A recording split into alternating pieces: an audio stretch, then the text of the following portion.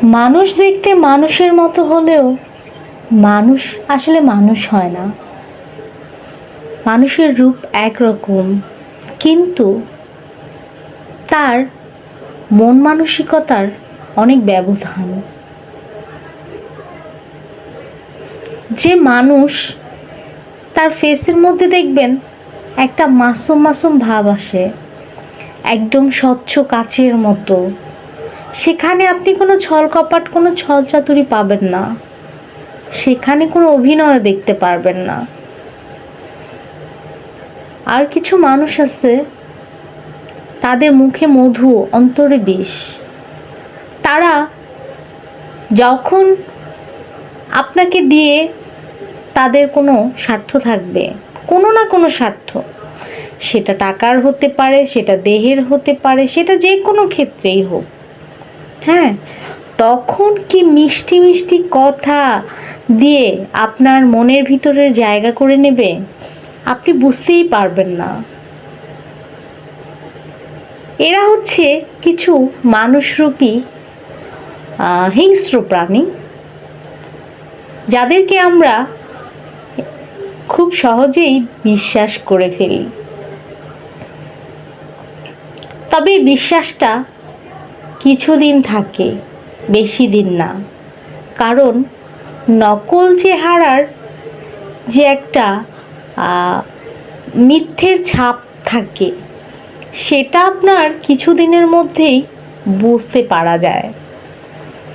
আর যেটা সত্য, স্বচ্ছ, সেটা আপনার লং টাইম আপনাকে ওটার চমকটা দিবে। হ্যাঁ, বলেন, মানে একটা কথায় আছে না, চকচক করলেই আসলে সোনা হয় না। দেখবেন আপনি ঘরে সোনা তুলে রাখছেন, ওটা একটু কালচে কালচে ভাব চলে আসছে, কিন্তু ওটা যদি আপনি একটু পলিশ করেন, তাহলে ওটা একদম আবার আগের মতো নতুন চকচকে হয়ে যাবে। আর মার্কেটে তো সিটি গোল্ডের অর্নামেন্টসও পাওয়া যায়, সেগুলা তো এখন স্বর্ণকেও দূরে ফেলে দেবে, এতটা চকচক করে, এতটা চোখে লাগে, এতটা আকর্ষণীয়। তো আসল যে আসল, নকল যে নকল। তো সত্যি মানুষ আর মিথ্যে মানুষ, দুইটার মধ্যে খুব পার্থক্য। যার ভিতরে সত্যতা থাকে, তার গুণ সবসময় থাকবে।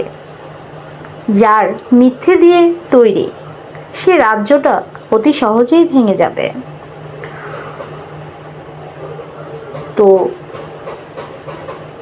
মানুষ, যে একটা কথা আছে না, বিশ্বাস, কাকে বিশ্বাস করবেন আপনি? এখন তো দুনিয়াতে যে অবস্থা, নিজের যে জন্ম দিচ্ছে সেই মাকেও বিশ্বাস করা যায় না, সেই ভাইকেও বিশ্বাস করা যায় না, সেই বোনকেও বিশ্বাস করা যায় না, আত্মীয় স্বজন যেখানে যেই বলেন, কাউকে বিশ্বাস করা যায় না। আসলে বিশ্বাস জিনিসটা, বিশ্বাস ভাঙতে ভাঙতে, নষ্ট হতে হতে আমাদের মন থেকেই হারিয়ে গেছে। তাই আমরা নকলের পিছনে ঘুরি বেশি, আর সত্যতার পিছনে ঘুরি কম। এদেরকে আমরা কখনো পাত্তা দেই না। নকল মানুষ তারাই আসলে দুনিয়াতে ভালোও থাকে বেশি, মানুষের মনও জয় করতে পারে বেশি। যেমন কতদিন আগে একটা ভিডিও আমি দেখলাম, ভাইরাল হয়েছে, যেটা নিয়ে আমি একটা ভিডিও দিছি। এক একটা মেয়ে 4টা 5টা বয়ফ্রেন্ড, সপ্তাহে সপ্তাহে বয়ফ্রেন্ড চেঞ্জ করে। এক একজন আইফোন কিনে দিলে, দামি দামি রেস্টুরেন্টে খাওয়াইলে বয়ফ্রেন্ড থাকতে পারবে, হয়তো পারবে না, আজকে সে তো কালকে সে। হ্যাঁ, তো আসলে এই রকম নারী যারা, তারাই সবচাইতে পৃথিবীতে ভালো থাকে বেশি, হাসি খুশি থাকে বেশি, এবং কি তাদের কপালেই ভালো স্বামী জুটে।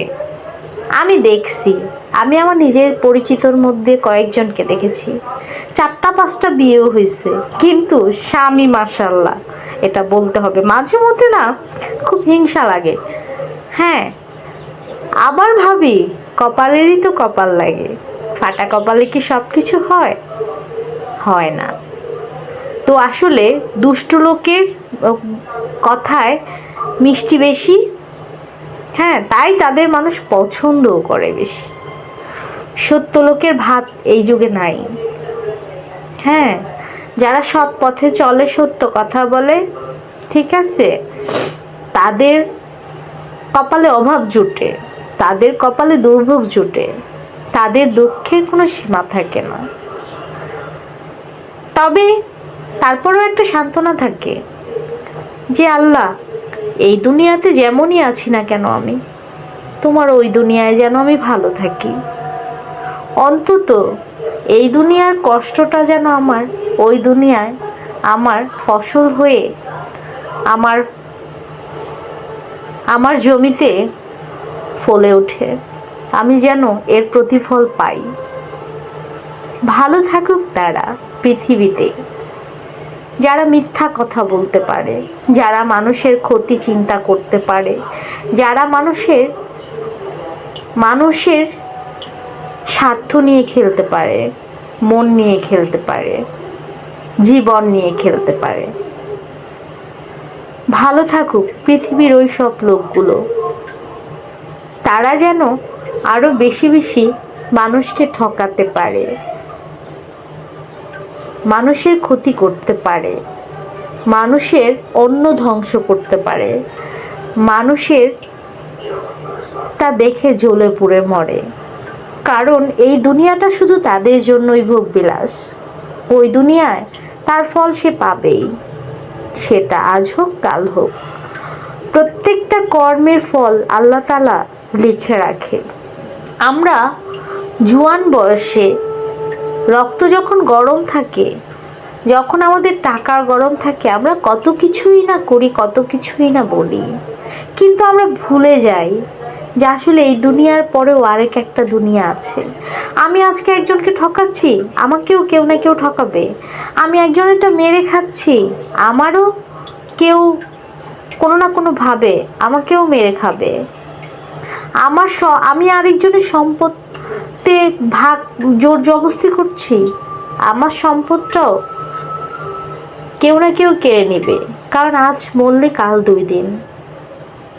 কি হবে এসব দিয়ে? আমরা আসলে বৃদ্ধ বয়সের কথা চিন্তা করি না।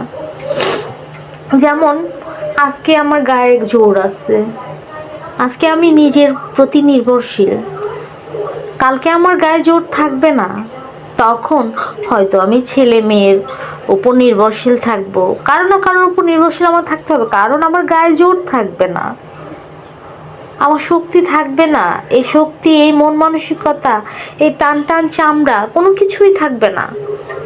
তখন আমার ঠিকই আরেকজনের প্রতি নির্ভরশীল হতে হবে। তখন আমার গায়ে জড়ি দেখালেও সেখানে আমি পাত্তা পাবো না। যারা আমাকে নিয়ন্ত্রণ করবে আমার তাদের কথাতেই চলতে হবে। কিন্তু আমরা এইসব কিচ্ছু ভাবি না। আমি নিজেও একজন পাপী মানুষ। আমরা আসলে পাপের দুনিয়ায় শুধু যে একটা রঙের মায়া, আমরা রঙের মায়ায় সবাই ব্যস্ত থাকি, মস্ত থাকি। আমরা আসলে পরের যে পাস্ট তো আলহামদুলিল্লাহ ভালো, সবার চলে যায়, প্রেজেন্ট কোনো না কোনোভাবে, কিন্তু ফিউচার কিন্তু কারো জানা নেই। আজকে আমার, কালকে তোমার, শুধু সময়ের অপেক্ষা।